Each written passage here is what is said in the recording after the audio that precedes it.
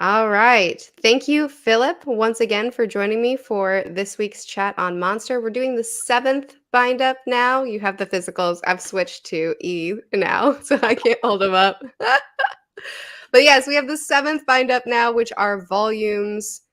I mathed it out 13 and before 14. this. Thanks. 13 and 14. So we're really close to the end, and Yeah. it feels like it. Things are escalating like crazy. We're getting some answers. We're getting a whole lot more questions. Yeah. But one of the first things that's introduced is Lunga gets a call. Congratulations, you were right about it all. But finally, he's realized the error of his ways when everybody else says, "Oh, you were right all along." He's like, "No, I was wrong I know all it's so along." ironic. He's being congratulated. Hey, Lunga, you did it. All right. And he's like, I'm on vacation. Don't talk to me right now. But he's digging. He's finally following clues. He's Yeah. finally actually looking into things and not just following this hunch, which I guess I can understand a supposedly really top of the line detective getting arrogant is the word that you were using. Yeah. And just thinking, my hunches are always right. So I don't really need proof anymore. And Yeah. he's been humbled and he's following some proof now. And it's getting interesting. I still choose to hate him because that's the hill that I'm going to die on. But I'm happy to see that he's moving beyond what we've had in the past. Did you like his little moment there when he was passing Tenma in the police station as they were transporting Tenma? And Lunga says, the toughest ones are the ones that don't talk. And Yeah. like, come on, Tenma, Yeah. So that was, I won't call it his redemption moment, but No. okay. But it was him trying. It was him flagging to Tenma, "Okay, I get it now. You are innocent, so let me try to help you preserve yourself until I can get you." Which you called really early on that Lunga might have a change and he might be the one to pull the trigger instead of Tenma or Nina. How are you feeling about that theory now? I kind of like it. I don't know if Lunga is going to succeed. I see him as probably Johan is going to kill him. I think. You think I'm gonna Johan's gonna kill Tenma? I mean, kill oh Lunga? Lunga. Yeah, Lunga is going to be trying to help, and he's going to get killed in the process. But he'll have his sort of redemption by doing that, maybe. Interesting. Okay. I Yeah. hadn't considered that, but yeah, I could see that potentially. But And then I mean, it could be way off there. oh yeah, all the theories could be way That's the off. only way he gets fully redeemed is if he dies in the process of trying to help Tenma. Okay, so you're saying that if somebody has had some poor behavior, the only way for them to be redeemed is to die. I mean, in storytelling, at least. Mhm. Mhm. It's one way. It's one way. Okay. Yeah. Kill the ex-assassin, kill Lunga, kill Robert. We gotta start killing some people real quick. Because they keep coming back, like Roberto, who somehow is a lawyer now. Oh, I meant Richard. There's so many names. Oh, yes. Yes. Yes. Speaking of Roberto, I do want to, if you don't mind, Mm, address a couple sort of. We've talked before about plot conveniences, yeah, and I don't want to sound negative because I am loving this it's getting series. good. But I think that you and I at least agree that this is kind of a weakness Sure. in the storytelling, where there are plot conveniences that feel just a little too like if you think too hard about it, it'll push you out of the story a bit. Absolutely. I'm usually just fine. I'm like, okay, fine, we're doing this. But there are certainly moments like with Roberto showing up. I thought he would come back, so I did call that one You too. did. Yep, that was another one you got. I thought he would be back because we didn't see the body. But I'm not a fan of the way he was brought back as this somehow just huge coincidence. The people who got together to help Tenma, his former patients, happened to hire him as a lawyer. And how is he posing as a lawyer? Is he an assassin with a law degree? I don't know. I don't know. That just felt a little too kind of like, and another one that I'd throw out there is the fact that the super lawyer, the one who defends the almost indefensible cases and gets them out off, what was his name? Ferdemann, Fritz Ferdemann. He also just happens to have a father who just happens to be tied with this whole mess as a spy slash guy who was working with, you know what I mean. Oh, yeah. I When thought, that one came up, I was like, "Oh, cool. So it's not a coincidence because his dad, he knew his dad the whole time. He knew it. right. He wasn't innocent, but he knew he wasn't innocent, but he didn't know he was tied. So it's not Yeah, even he something didn't that know he was tied to what's his name, Bonaparte, right? Bonaparte. Yeah. Yeah, Which, yeah. so there are just some conveniences. I think you had one as well for this one. What I've was already it? forgotten. I think I did mention one to you before we started recording. What was it? It was something to do with. Well, anyway, those are just a couple examples that I had here where it just felt a little too um, coincidental, I guess, a little too convenient. Mhm. So, but for the most part, I really did love this volume, and Mhm. things are really heating up, going where I'm kind of hoping. Very exciting. So, lots of great stuff to talk about here. Yeah. Yeah, and I think too, I mean, every series has weaknesses. I think it would be silly to call any series perfect. Right. And for me, I think you kind of you touched on it. It's the fact that every character of significance appears and is connected. It doesn't feel like we really get very many characters that aren't directly connected, which makes the world feel small to me. Oh, yeah. Because then it feels like the world was made for the plot, not the plot was dropped in a world. Yeah. And with this being the real world, that's a weird thing to say, but it does. It feels like everything revolves around the story, even to the point of side characters that are dropped in. I just remembered the convenience that I brought up before Yes, we yes, I started. did too, as you were You speaking. did too? Yeah, the criminal. It's like Tenma needs out of prison. How should we do it? I know. The greatest, most masterful escape artist in all the world happens to be dropped here at the exact same time, and he's trying Boing. to escape at the exact same time. So Yeah. it's gonna work out perfectly. Like there's just a lot of even side characters that aren't directly connected to the main plot. They're there to service the plot, so it all just feels a little bit too like the hand of the author. You can see it a little bit too strongly at times. Yeah, yeah. I mean, to be fair, Urasawa is very skilled. Oops. Oh no. Urasawa was very skilled. I'll keep talking. Urasawa was very skilled at introducing vivid new characters. So that's something I think he probably leans on Oh when yeah, he leans on it. And here it was just a little too obvious that sure, we had to introduce this character to make this happen.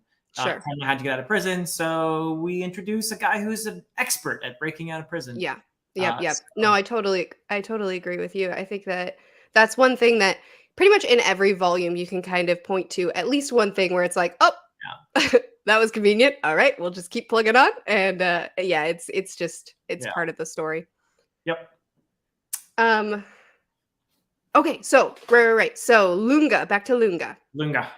Yeah, He realizes that the storyteller had multiple stories, not just the one that we've been introduced to so far. yeah, The monster falling in love. There was oh, and the monster had twins. There was the one. I'm getting ahead of myself now. That was the first one that he noticed, and then he uncovers that door, right, the secret door, yep, and the portrait that we've seen before of the twins' mom, yep. and that story is tucked in the portrait. Thoughts? Go. Oh my goodness. So yeah, that I mean, we're seeing more and more how central that location is. The Red Rose Mansion, whatever. I don't forget. Farmhouse, I think it was called. Yeah, something. I thought it was a manor. I thought it Yeah, was a Red mansion Rose too. Manor, maybe. Yeah, but that is apparently the location where a lot of stuff happens, and we get some interesting reveals. I thought we're beginning to see things like Nina's memories are coming back in a way Yeah. that I find very compelling, where she is encountering this place and it's traumatic for her, obviously. She faints a couple times in response, and we get the introduction much later of the puppeteer guy, Lipsky, who turns out to be Bonaparte's son. Dun dun dun. That's at the very end, but Mhm. yeah, I thought that this locale is super creepy.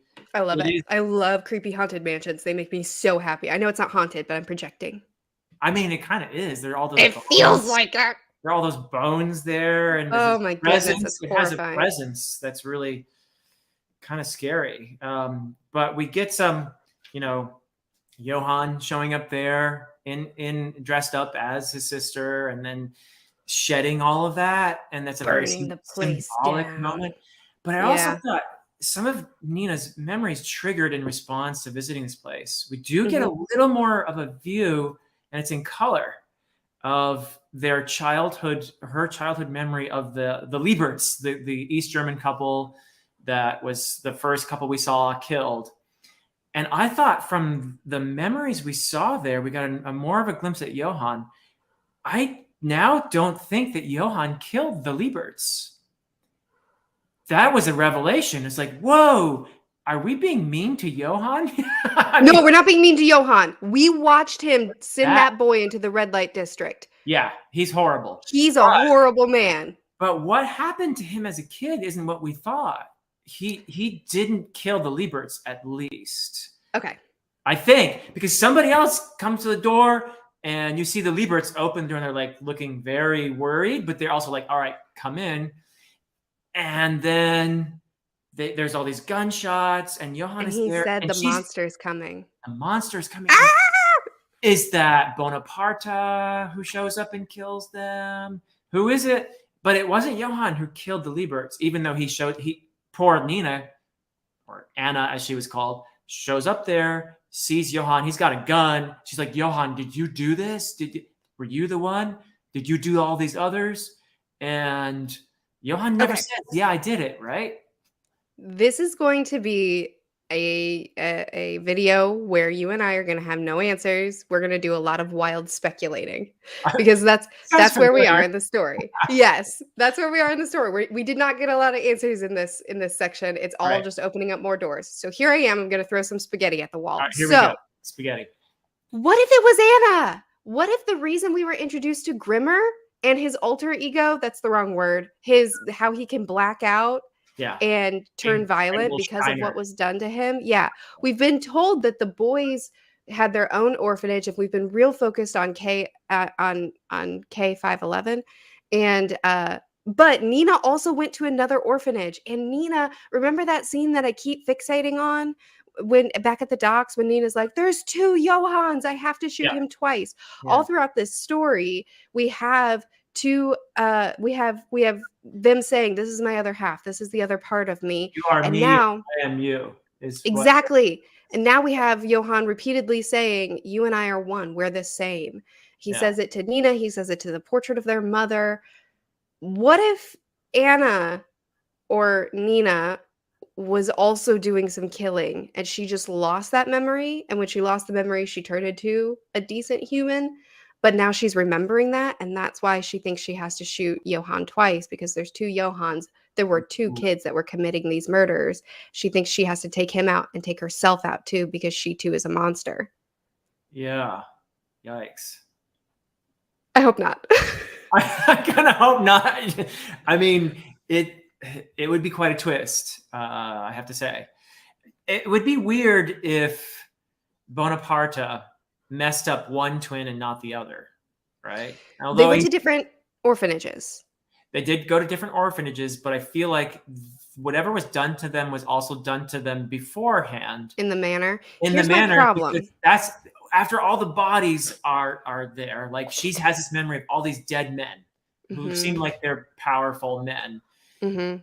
And that's after that is when they're found at the border, after having wandered from this place of death. They're found at the border, and by General Wolf. Yep. Who thinks he named Johann, but he was already named Johann. Was he?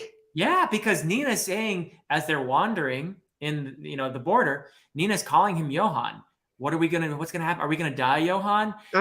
Then Wolf finds them collapsed, and he says, oh, I'm gonna name you Johann because it says Johann in this story. But he's already Johann. At least she's calling him that, right? Though I don't think he's telling her we don't have names. Right. And he's saying, I mean, I guess he wants the whole world not to have names, right? Does he? Is that why? I figured it was because he was trying to protect her because he didn't want the world to know their names. And so he was like, "We don't have names, Anna." Okay. Okay. I'm very overwhelmed. There's too many things. I am too. So Is there not a panel when Nina first enters Rose Mansion? Rose what? Manor? Rose Manor? I don't know. Is there not a panel where Anna's looking around and she says, "I've never been here before"? I don't think so. Am I remembering that wrong? I'm reading digitally, so I can't just easily flip back through and find Yeah, it no, I now. mean, I can go back to. I'm trying to find the spot where they first show up. Is that in this volume? Uh, and Yeah, then I she think so. just, and then she faints when they open the door and they see Right, that she gets room. that's what's throwing me off is because she gets the visions of the dead bodies. So Yeah, she's clearly been there, yet she says yeah. she hasn't. Or maybe she says, "I have no memory of this, but it feels like I've Maybe. been Or there." maybe I'm just totally misremembering. But I'm pretty sure she's been there. Okay, I'm almost there. Found it. It's like the first time I've ever been here. Uh-huh. But I almost feel as if I know this place, she says. Okay. Okay. The Red Rose Mansion is what she's calling it there. Okay. So So I misunderstood that then. So yeah, that just means that she didn't have memories, but as she's there, her memories are returning. Okay. That helps me a lot because that was really throwing me off because she was entering that room and seeing and remembering what happened there. right. Okay. So here's a theory that is not mine. Um, we're in my Discord. There are several people reading it at the same time as us, and Okay. yeah, they're treating it as a buddy read for them as well. And one of them had a theory that I thought was really good. So I want to be clear that this isn't mine. This is Lynn's. But she was saying that potentially this childhood reading of stories by Bonatarta was him trying to identify what children are connecting with this story, what children are having some sort of, Yeah. Yeah. and this was his way of deciding what children he was going to take. And what the scene that we witnessed where all the people died, that was their parents. He was orphaning those children Right. Right. so that he could keep them. Were you thinking the same thing? Yes, that's kind of the direction I was going. So I buy that theory right now. Mhm. I buy that theory. And Lipsky, who is the puppeteer, was a reject because he didn't respond to the stories in the right He way. was also Bonatarte's son. And he was also Bonaparte's. So that's rough. That's rough, At buddy. least Lunga has come to the conclusion that we don't know for sure because he's like, by his reaction, I'm guessing, yes, that's true. He is Bonaparte's son and that he was somehow a failure, which makes me think now, do you think Bonaparte is the father of Johann and Nina? I'm not positive. Okay. So it's possible that they're half siblings and he still is okay, so here okay. It still doesn't make sense that the twins were at the border alone and Wolf found them. According to the timeline that we've gotten so far with them with their mom in the apartment, blah blah blah, it still Yeah. doesn't actually make sense that they're alone. But Bonaparte, what is he? What's his Bonaparte. Yeah. Parta, thanks. Bonaparte is connected to their mom for sure. He had her portrait, he Yeah. had the poem about the monster finding love. You Yeah. gave me twins. Yeah. So I am inclined to believe this still. Which means that Lipsky is a half brother. He Then. did keep calling her family, and he was like weirdly obsessed with you can stay as long as you want. Please stay. I want to take care of Yeah. you. So I thought he was romantically attached to her. I don't think so. So Actually, my first theory when he was really obsessive and weird and making a doll about her and like all that, I was like, "Oh, this is dad. This is Bonatarta." Because his face, like he has a similar nose to that image of you can be whatever, you know what I'm saying? Lipsky can be He whatever. that flashback, he has a similar nose and I was like, "Oh, there he is. That's him." But then we got the reveal that he's actually Bonatarta's son. Right. And so I believe that because I think they look alike. Uh and I Okay. think that maybe she's his half sister. Yeah, and he knows it, I guess. I think so. I Yeah. think so.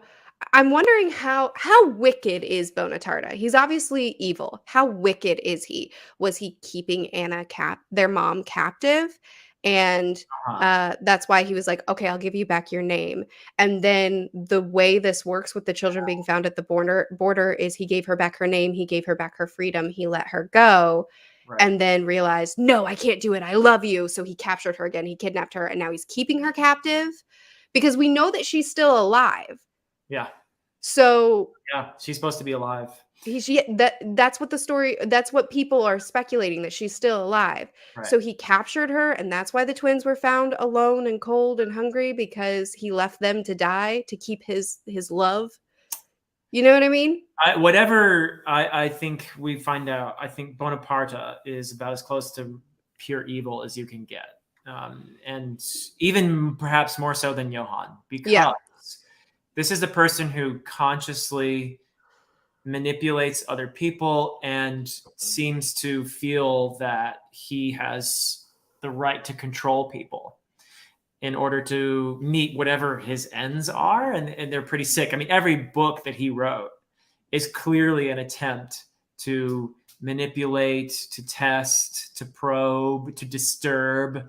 This is a person who gets off on controlling others and Mhm. being, I mean, a really awful human being. Johann, I feel like, is somebody who's, yeah, he did some horrible things, but he's seriously damaged. He is seriously damaged Right. by probably Bonaparte, who we don't know As well as the Bonaparte's orphanage. story. Was Bonaparte damaged by someone? I don't know. But what we're seeing so far indicates to me that this is somebody who is just manipulating, controlling people, dominating Yeah. people, and not for good reasons. Yes, I agree, and I'm not giving Johann a pass just because he was No, harmed as a child, no, because he's inflicting a whole bunch of harm, but definitely there's trauma involved in right. what has caused Johann to become what he's become. I wanna talk about names, because with the situation with potentially their, the Bonaparte is their bio dad, um, and also this other guy is potentially their half sibling. I wonder, he took Anna's name, their mom's name, Yeah, and he also maybe gave one of the twins their mom's name, because Anna, Nina's name was Anna previous to the story starting. for a period. Um, what's that? Yeah, for a time when she was Anna Mhm. Liebert. Yeah, Right, yeah, right. So, anyway, he took their mom's name. He took Wolf's name. Remember when Wolf called yeah. Tenma to the deathbed to Hey, speak in code? He called him to his deathbed to speak in code instead of to speak frankly with him.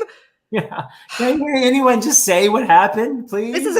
is while we're complaining about the faults of the series or the weaknesses of the series, sometimes I feel the authorial hand with the way characters refuse to just speak like humans for the sake of the mystery. Yeah. It drives me crazy. It's the billionaire all over again. He's in a burning fire and he's like, "Meet me at this place at this time." And then they do this just to pass some code. Anyway, okay, so Wolf calls Tenma to his deathbed so he can speak in code. And one of the things that he says is, "My name was taken. A lot of people's names were taken. Right. It's going to be discovered, all these people's whose names were taken." At the same time that he's saying this, we're uncovering all these bodies from the burned down manor, right? Yeah. So names are obviously really important. Obviously, Bonaparte was able to take people's names. We also know that in K511, children were forgetting themselves to the point that they were forgetting their names, and the children were promising to remember each other's names for each other. So we've got a real big pattern with these names. I'm wondering if maybe Bonaparte has been doing this for a real long time. Hmm. I'm wondering if Anna, mom, was raised there, if she was a child and she was brought up Wow. and he latched onto her as a child. You know what I'm saying? I'm Yeah. wondering, yeah, I know it could get real Worse. gross. It can Yeah. get real bad. I'm wondering if maybe he latched onto a few people, and that's why the puppeteer is Could be. potentially a half. Like, we might have a couple of half siblings, Yeah. depending on how dark this is about to He's the go. kind of person I think he is. There are probably quite a few half siblings. Yeah. Yeah, it wouldn't surprise me if he was abusing them in more ways than one, Yeah. or some of them. But anyway, I think that this reaches really, really far with what we found out about their mom. She Yeah. seems to have been a captive there. Her name was taken from her. She didn't seem to have any sort of autonomy, and that's why she ran away and got an apartment, but it seems like she was maybe caught again. You know what I mean? Like, there's a lot going on with him stealing people's identities, their names, their sense of self, and trying to control them. Yeah, I think you're onto something really important there, Murphy. And I think it has a lot to do with the darkness that Johann sees. That's all Yeah. he can see. The idea that if everything is darkness, then you don't matter. Your name doesn't matter. And asserting your name is a way of saying, I am someone. I do matter. I can make decisions. I can love. So it's a counter to this message that Bonaparte seems to be conveying, and Johann is sort of parroting the idea that everything is darkness, nothing matters, no one has a name, everything is despair. And if Whereas, that's the reality he grew up in, why wouldn't he believe that? yeah, that's all Johann knows. Mhm. So I think that's tragic, and not an excuse. I'm not excusing Johann in any But way, it is whatsoever, tragic. but it is tragic. And I think every time somebody like Grimmer doesn't know his real name, but there was that beautiful scene with Milos, and there was this assertion, you do matter. Tenma's Yeah. message from the very beginning, especially to the children, has always been, tomorrow, you do matter. Tomorrow can be better. You are loved. You are someone. So there's these competing messages in here in the Yeah. series. While there's a lot of disturbing, tough stuff, there's also this central message which makes some of these characters so endearing, of love and defying the despair and the Yeah. darkness, right? Yeah. Absolutely. The names are Absolutely. very important. They're central to all that. Yeah. I agree. Names, identity, and the way you were raised, what you were taught growing up. We can even look back at the little boy that was in the foster home of one of the guys who was a part of all this, and it was Deeker as well as Deeker's the little boy. Well, Dieter is, yeah, Dieter's the little boy. It was Dieter. It was Tenma. He thought that the world was darkness, and yeah, Tenma taught him yeah, that, that there can be light tomorrow. So yeah, I think you're absolutely right about that. That it's central to the themes of what you've been taught and what you've been exposed to as well. And Johann, I mean, for Nina, she potentially, if we do believe that Nina also committed atrocious acts as a child. Um, Her forgetting and then being a new person was kind of a freedom for her to be able to start over and have her own identity instead of one inflicted on her. yeah, And Johann potentially didn't get that opportunity. And so he just drilled deeper and deeper into the darkness. right. But then we also have people like Grimmer, who was able to claw his way back out of that on his own. So if this is true, which I could be really wrong about that theory. If this is true, then it would be, in my opinion, good storytelling to show three different people Hmm. who had darkness pressed on them and forced on them. One escaped through forgetting, one escaped through fighting for their own escape, and one was lost in the darkness. Yeah, yeah. You even have, You you know? could throw in Lipsky as another. He wasn't put in there completely because he was seen as a reject, but it certainly touched him. He's a damaged individual for sure. Yeah. He's disturbed, and from the moment we met him with his puppet show, which was so reminiscent of the horrible stories that Yeah. Bonaparte pens, these Yeah. children's stories, which are, in case anyone was listening, I put that in air quotes because I Mhm. think they're very good children. I wouldn't read them to my kids. No. Uh, but poor Lipsky is also severely damaged by this experience. I think he is still trying to be a good person, though. Mm. He is protective. I I think. think so. I think Turns you're out, right. yeah, Yeah, and he tries to write a new story. He's obviously been yeah, affected too that because was he beautiful. writes. The Yeah, happy it ending, was. which he doesn't know how to tell, but he's Exactly. yeah, Exactly. He was writing really dark stories, and then after meeting Nina and kind of being shown some goodness, then he was able to try to write a happier story, but he didn't know how to end it. So Yeah. it's kind of like the beginning of him trying to push past all that. But we did also get more stories. We got the story of the dragon that was destroying the world, the demon that destroyed the dragon, and the human that went after the demon. What?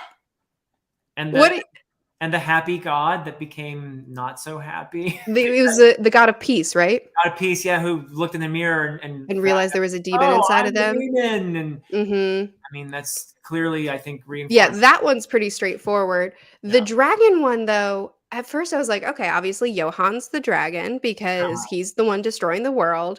But Right. then the demon comes along and slays the dragon, but then the human chases after the demon with a knife. So that's kind of confusing because now it looks like Johan is the demon and Tenma is the human with the knife. Yeah. So then who's the dragon? Was that Hitler? I don't know. But I took Oh, definitely. oh, what if the dragon is Bonaparte? Ooh, there you go. Yeah. Did Huh. Johan kill Bonaparte? See, we don't know where Bonaparte is, if he's alive or not. Or maybe it's K511. Maybe the dragon was K511. Johan burned the whole thing to the ground by setting everybody after each other, and then he was the only survivor. But the weird thing is, this dude wrote these weirdo stories before all this stuff happened. For the most part, I Ooh. think. Yeah, So you're right. is I'm all thinking this, about it from a narrative perspective. What does it yeah, symbolize in the which story? But makes you're sense. right. But how much of it is people like Johann trying to enact these stories that were inflicted Mm, on them as children, mm. right? I'm not That's a saying, good point. Trying to play it out. yeah, trying to play it out. Like, their stories are not prophetic or anything, Mm-hmm. but this Mm-hmm. has such an impact on these kids that Mm-hmm. they're trying to now enact. You Yeah. can even see Lipsky doing it in his own way with these puppets and stuff. Mm, They're trying to enact these stories, and Lipsky's doing it in a much less harmful way. right. But yeah, That's a good point. That's a good. Ooh, that's really good, Philip. yeah, I You're mean, right. You're right. I'm probably Lipsky is wrong. reenacting it too. It's Yeah. just that Johan's doing it with the world Mhm. instead of with his own little stories.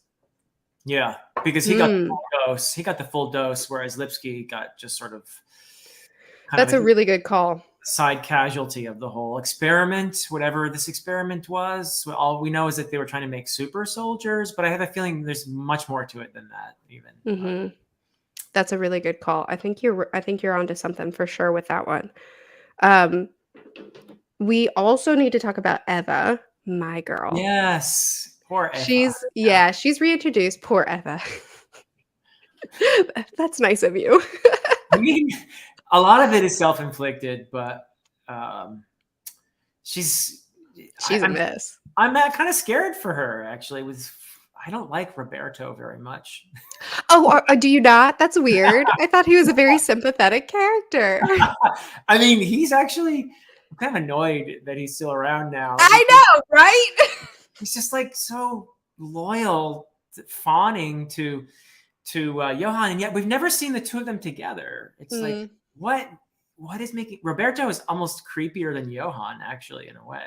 It's like, why are you a Johan fanboy? Yeah, fanboy, Roberto? for real. I'm sure we'll get an answer to that, because if the answer is just, I like him, I'm his lackey, that's not going to be fun. So No. there's got to be something that's happened here that Right. has attached him so much that he's devoting his entire life to Johan's schemes, Right.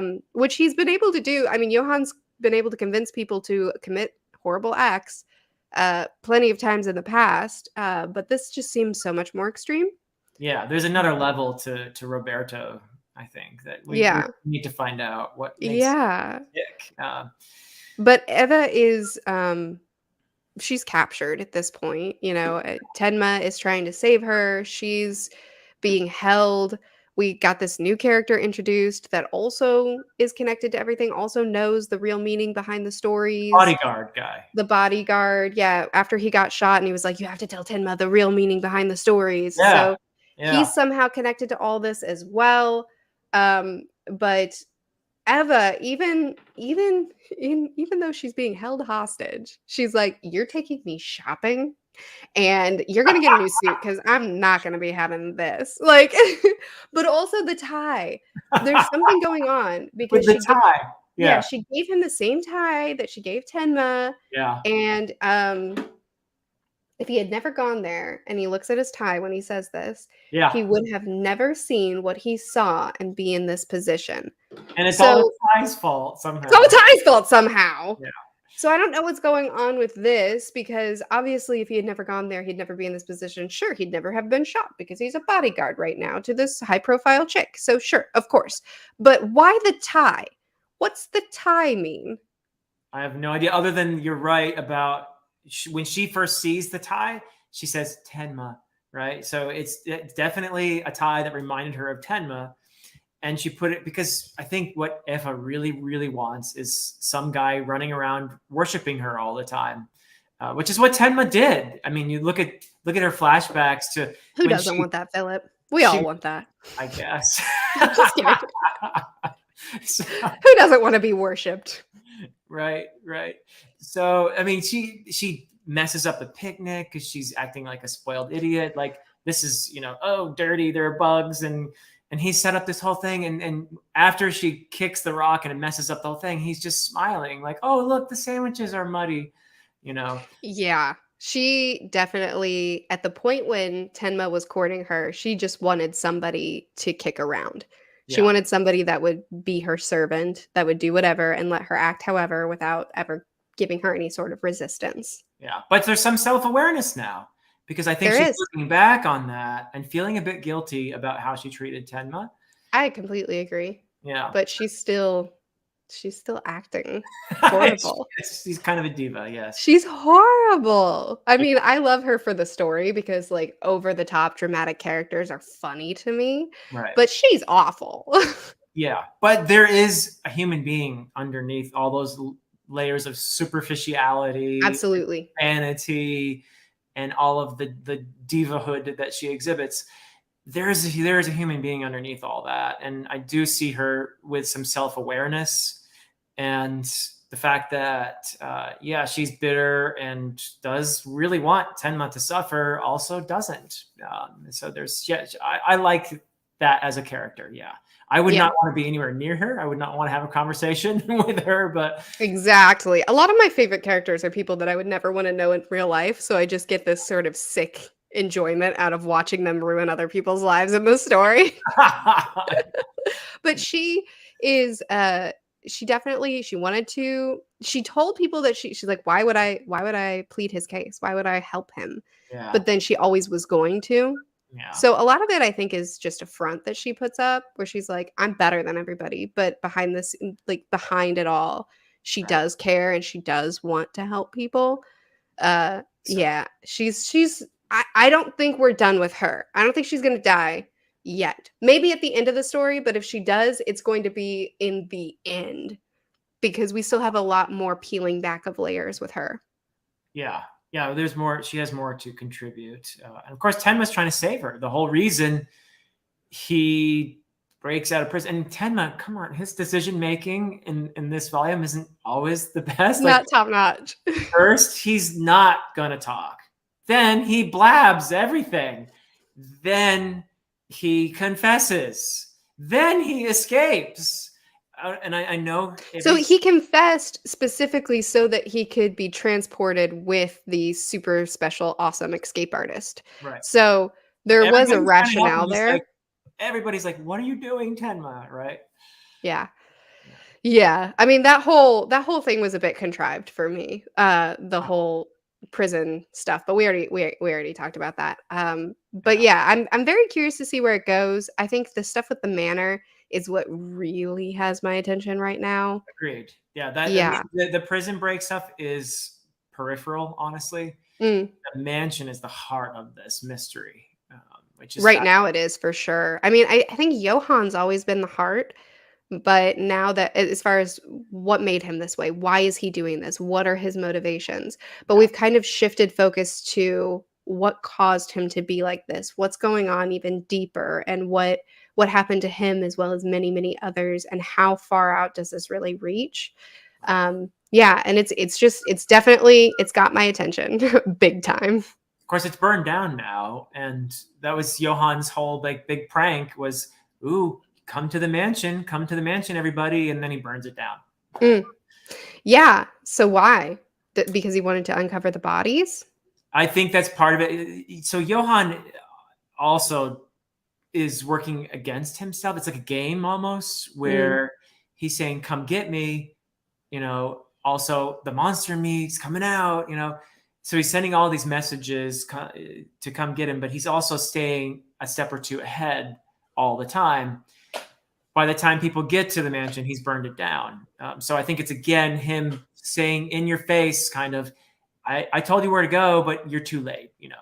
So But "the monster in me is coming out" was a direct quote from the in the books. book, yeah, I think a lot of his excuse me, a lot of his dialogue that he's signaling to other people is intentionally trying to point them to the stories. hmm Like, I wonder how much of it is him trying to uncover everything that happened. yeah. He's And clearly providing clues. yeah, And perhaps there's a piece of Johann as well that's an innocent child in there there's a still. piece of him that's a big victim. Yeah, yeah. And I that is mean, trying to unravel this whole thing, even as he's working against himself almost. yeah, he's made a victim out of a lot of people, and that's inexcusable, and that should be, that is a significant piece of his character, but there's definitely a piece of him that is a child that was made a victim, and that, I mean, to me, I guess we finally gotten to the point, Philip, where, previously we were saying people say that this is one of the best villains of all time, and so far he's just kind of a good manipulator who's off page a lot. But I think we're starting to get to the point where we could say, okay, yeah, he is a really good victim, a really good villain, Yeah, because there's layers there where he is evil, but there's also something that has to be discussed about what made him this way, what was done to him, how right, much of it um, is, can we say, yes, we need to take him off the streets because he's harming so many people, but right. how much of it can we say you're pure evil versus you were harmed badly? Even going all the way back to when he was a kid, in that moment, now I think he actually did not kill the Lieberts. He may have killed other people before that, but I Mhm. don't think he was the one who killed the Lieberts. I don't think so either. And in that moment, he's practically begging his sister, you know, shoot me right here. And I have to wonder if that even then that was him realizing I'm a monster. The world Mm, is better off without me. Please end this right now. yeah, So maybe possibly there's a piece of him that is trying to defeat the monster himself. in him. Yeah, Mm, himself. And that's him leaving all these clues all the time. yeah, I wonder if he's maybe trying to take out all the other monsters along the way too. Maybe. I mean, he is doing away with a lot of them with his Yeah, bonbons and he's doing other. away with a lot of innocent people too, though. So I Yeah, don't. yeah. It's I'm not a Johann fan. yeah, oh yeah, yeah, yeah. Not joining the fan club, the Johann fan club, like Is there one? Roberto. Yeah, I think Roberto is the single member. He's Maybe the president. he established the fan club. The one more thing that I think we haven't honed in on enough that I'd like to address, though Sure. I don't think we really have, we can't come up with any answers at this point, and that's the "you are me, I am you, we are the same," Yeah. which he said to Nina. He said to Nina when she was Anna, and he said to Anna Yeah. with his mom. Other. Yeah. So, and he's dressing as them. And he told her before she shot him, "It doesn't matter if I die because we're the same." Because I'm So you. again, we've established that this is not a supernatural story, but it kind of feels like it. It's like, Yeah. what is he saying? Well, I'll flail around here and Please do. try to answer the question. If you look at the story again, because this story is the key, especially the one about the monster with no name. Mhm. Um, every time the monster takes on an identity, takes on a name, it enters into the person, right? Yes. So there's a sense of, I feel like one of the horrible things, the horrible messages that Bonaparte was trying to impart to the children that he was manipulating into whatever that he was doing, making them super soldiers or whatever, is totally erasing a sense of individuality in a really negative way. Like to say in a world of darkness and despair, nobody matters, right? So you can take on another person's identity entirely, and they don't matter. Essentially, is kind of what that monster does when it enters everybody's mouth and takes them over until it's done with them and it explodes out of them. It's kind of hard to explain, but I still feel like what is happening again is Johann enacting the story in some way or other, where he's at the end of that story, the monster is reunited with its twin, and it eats its own twin. And there's this sense in there, in a very disturbing, negative way, that they are the same entity. So I don't know if Johann's taking his cues from the story, from his indoctrination, and that's it. And it's more him just sort of psychologically projecting this outward now. That's kind of where I'm going right at the moment, at least. Does that make any sense at all? Yeah, I wanna bounce off of that, or I wanna Okay. leap off of that because that made me think I think you're onto something because it's really I've not been able to let go of the fact that Nina took on the name of Anna when her mom was named Anna, Mm-hmm. and names are such an important thing in this story. Yeah. I wonder it's been repeated over and over again that Bonaparte has many names. Yeah. I wonder if one of those names is Johann, Hmm. and with these twins, these 2 jewels that Anna gave him, Themselves. Yeah. yeah, did he name the girl after the woman he loved and the boy after himself, and then kind of, manipulated them to fulfill his will as like, "Okay, you're an extension of me, so you have to do my will, my bidding." Right. And so that's part of what's happened, and that's part of, again, harkening back to the theory, and it's just a theory and it could be wrong, that Nina also as a child committed some horrible acts Mm. and that she had forgotten them, but now she's remembering and she feels guilty over it, um, because they had these names that were given to them. So I wonder if maybe that's why they had the same name for a period. Yeah. No, I think that's plausible, and I also think that you see resistance to Bonaparte's plan. The mother runs away with their kids. Anna represses a lot of this. Even Johann, who seems to be the most affected, is planting ways to sabotage himself or to get caught. So they're all resisting in to different degrees Bonaparte's manipulations and plans, I think. Yeah. What do you think happened with the twins when they were in the apartment and one was taken away and then the other and then they were together at the border? What'd you say? Yeah, that it seems Johann, the boy, was abandoned in that in the Three Frogs place. Yeah. That's the impression that we got, Yeah. but it's not been made clear yet since there was Yeah, only one child in I the just don't apartment. know how we had time for all these different things to happen in the right order, but yeah. Yeah, the timeline is really wonky, especially with when you consider the fact that they had multiple homes before the one home that was the kind of the Kickstarter of it all, but they Right. were also in the orphanage, but they also had the apartment, but they were also in this manor. It seems like there's too many years being packed into. Yeah, and it feels like Johann has killed quite a lot of middle-aged couples who fostered him at one point or other, and how did he have time to be fostered by all of these couples? But Yeah, the timeline is really wonky. It's hard to make sense of how all of these events could have taken place in such a short amount of time. yeah, yeah. Okay. But some things are beginning to kind of like, I do feel like we have a bit of a chronology in that it seems like Johann and Anna were in the Red Rose Mansion first. The killing happened where all those bodies were there, and they escaped somehow or other, went to the border, and were found by General Wolf, who was, I don't know how did he become, was he already connected? Did he Well, become his name was taken too. So right? So he Going with that theory that this has been going on for generations, he also might have been a child that was raised up in this which would be a that huge is now, coincidence if he's the one that found them at the border. But yeah. unless he was sent. Hmm. So, okay. So, my current running theory, which is likely wrong, is that this has been going on for generations. These kids have been raised up in this to be sent out to do the bidding of Bonaparte, maybe somebody before him. I don't know how old this guy is. And that they're all connected because he has this syndicate that's been going on way longer than we realized.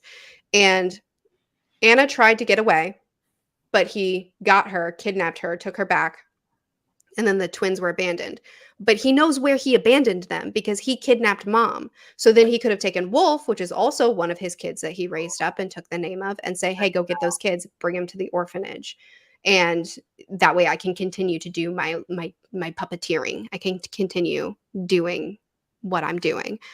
Okay. And That's how 511 I'm making sense of it at the moment. and 511 Kinderheim was connected to all of that. This circle of, because it seems like there's a wide circle of powerful men who were part of this experiment.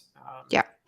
Now, Wolf did say on his deathbed when he was speaking in code that the there are 2 people left after he dies. Yeah. There were 4 people. One's already dead. He's dying. 2 more. So I don't know, but we need to keep that in mind. I assume Bonaparte is one of those, and maybe the guy who died is probably the one that had all those boys in the apartment, and he was doing the love experiment. Like, Hmm. show them love, see how that works out for us. Yeah. Yeah. I don't know how connected you remember the fellow who was the supposedly the foster parent of Dieter, right? Yeah. Dr. What was, I can't remember his name now. I don't either, but I know who you're talking about. Horrible. He was connected to it How all. much does he know? He seems like he wasn't in the upper echelon of all this, but he was pretty deeply involved. He wasn't there because, I mean, he had to have been involved because he was, it seems like, a firsthand witness of what Johann was when he was in the He was orphanage. trying to duplicate what was happening. Yeah. He was trying to do to Dieter what was done to these kids before. Yeah. Yeah. Good point. Good point. Yeah. I mean, right now, I think we have a lot of puzzle pieces that we're kind of trying to juggle. Yeah. But with how close we are to the end, I think these pieces are going to start fitting together. I have to say, I was pretty down on this series in the beginning because it was really annoying me. And there's still some things that are kind of a little bit, we've addressed, we've talked about, but I'm really enjoying it now as things are starting to come together, as it's starting to be a wider picture and not just this like, oh, Johann killed another person, now that it's really turning into something, I'm really into it.